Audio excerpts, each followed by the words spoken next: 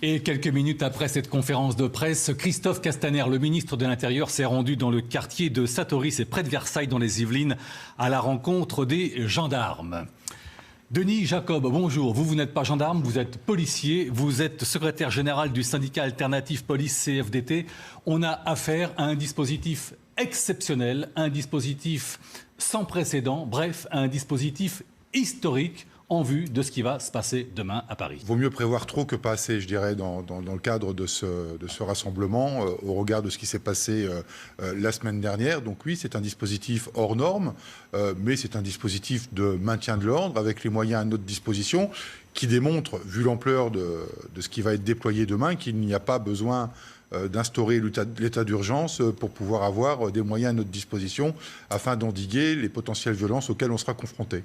Est-ce que vous êtes d'accord avec moi si je dis que demain, toutes les forces mobilisées, aussi bien sur l'ensemble du territoire qu'à Paris, devront être, j'allais dire, en excellente santé, parce que c'est vrai, beaucoup des hommes, beaucoup de policiers, beaucoup de gendarmes sont actuellement très fatigués par ce qui s'est passé précédemment. Oui, effectivement, mes collègues sont harassés, ça fait déjà plusieurs semaines qu'ils sont rappelés, donc on annule leur repos. Demain, c'est 100% d'effectifs présents, en dehors des repos classiques autorisés, mais c'est 100% de présents. Ils seront sur le pont. Bon, d'un autre côté, surtout mes collègues de CRS, et gendarmes mobiles certainement aussi, sont aguerris au maintien de l'ordre. Ils ont une cohésion, il y a un esprit de corps qui fait qu'ils sont solides et qu'ils vont continuer à accomplir leur mission avec professionnalisme. Mais il y a effectivement une grande fatigue qui est installée et il faut qu'on trouve une porte de sortie rapidement de cette situation. Et vous le disiez, certains policiers qui étaient en congé initialement ce week-end se sont vus refuser. Je n'ai pas trouvé. Oui, on a de nombreux reports de repos, d'annulations de repos, parce qu'il faut que tout le monde soit présent. Donc effectivement, il y a des annulations. Et alors qu'est-ce qu'ils vous disent? Dans quel état d'esprit est-ce qu'ils sont aujourd'hui à la veille de cette grande manifestation? Écoutez, ils sont un peu partagés entre leur devoir de faire leur travail de policier, parce qu'on est au service de l'État et nous sommes là pour assurer la sécurité de tous nos concitoyens. Et puis, il y a cette partie d'expression populaire qu'est les rassemblements de gilets jaunes à travers la France, dont la grande majorité reste pacifique. Et ils se sentent également concernés par cette situation du problème de pouvoir d'achat. Et donc, voilà, il ne faudrait pas qu'on arrive à une situation où la police nationale pourrait être dans une situation, comme on a pu l'entendre, des préavis de grève pour les transporteurs, les ambulanciers qui ont manifesté il y a quelques jours, aujourd'hui les lycéens. Voilà, donc ça commence à monter un peu dans toutes les professions et il ne faudrait pas que cela vienne chez les policiers, tout en vous précisant quand même qu'il y a une colère latente chez nous depuis maintenant 2 ans, 3 ans, sur des points de revendication pour lesquels nous n'avons toujours pas eu de réponse concrète. Et voilà, il faut aussi qu'on s'occupe de nous. Il y a une quinzaine de sites à sécurité à Paris. Demain, 14, très exactement, du nord au sud, de la place d'Italie dans le sud jusqu'à la place de l'Opéra.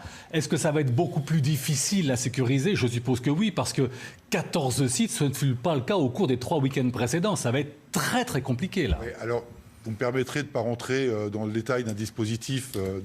Bon, de toute façon, j'en ai pas le contenu détaillé, mais voilà, on sait que le dispositif qui sera mis en place n'est pas le dispositif que l'on a connu auparavant, un dispositif qui a fait ses preuves. Le maintien de l'ordre à la française est reconnu à travers le monde. Des polices étrangères viennent se former chez nous au maintien de l'ordre, sauf que ce maintien de l'ordre dit statique dans le cadre habituel de manifestations qui sont normalement déclarées, organisées, n'est pas adapté à la situation à laquelle on est confronté.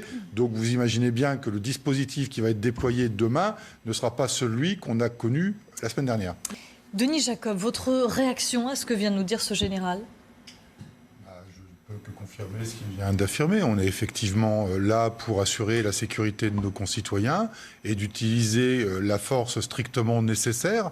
Quand on parle de force strictement nécessaire, c'est pas forcément utiliser ses armes de service, mais avec les moyens à notre disposition, c'est riposter aux attaques auxquelles on peut être confronté, en évitant bien évidemment au maximum tous les dommages collatéraux qu'on a pu connaître les week-ends précédents. Alors, les policiers sont confrontés depuis plusieurs jours maintenant à des menaces de mort qui les visent sur les réseaux sociaux parce qu'il a été dit écrit que des hommes viendront armés demain sur les Champs-Élysées.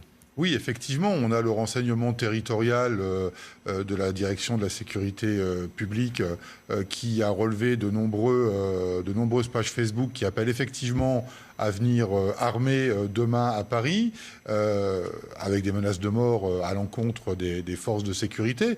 Donc, d'où ce déploiement exceptionnel de moyens, je dirais, mieux vaut trop que pas assez. Et donc, effectivement, on est très attentif à ce qui peut se passer demain.